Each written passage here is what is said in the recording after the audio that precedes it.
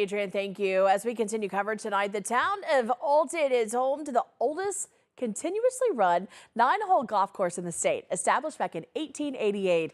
The Northwest Iowa golf course was hit hard by summer storms in July that caused some widespread damage to many towns in Sioux County. Now, take a look at these photos of Sioux Golf and Country Club in Alton. These were taken July 30th, the day after those high winds. They took out so many trees. We're talking about dozens of trees throughout the course. Staff members say they really knew there was going to be a lot of work for the grounds crew when they closed for the season at the end of the summer. And they continue efforts to get the course back to looking its best. They're actually being supported by a local nonprofit, Alton in Motion. KTV's Taylor Deckard has more tonight on how the community can help plant new trees as they plan for the new season.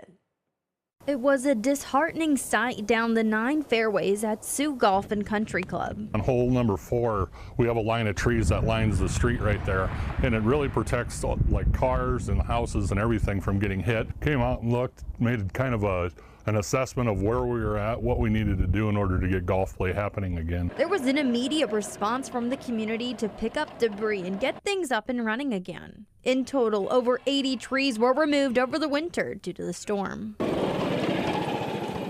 Freshly ground stumps sprinkle the course. For now, the fairways are wide open, but with the planting of the new trees, they hope to change that. Our service came in and took those trees out and ground the stumps out. Now we'll be filling in the dirt for those and then hopefully replanting these new trees. It's with the help of Alton in Motion, a group of community members that helps fundraise and keep Alton alive. The trees are what make Alton beautiful, and so when those are missing from storms, that is our main goal, is to help restore the beauty in Alton. They're in the beginning of fundraising with a goal to raise $30,000. The golf course and the parks are truly the heartbeat of our small community, and so it's very important that we continue to support them. In Alton, Taylor Deckard, KTIV News 4. There are also 65 seedling trees that were planted in the nursery, but it's going to take 5 to 8 years before they can actually transplant those back to the course. You can learn more about how to help restore the course. It's online at ktiv.com.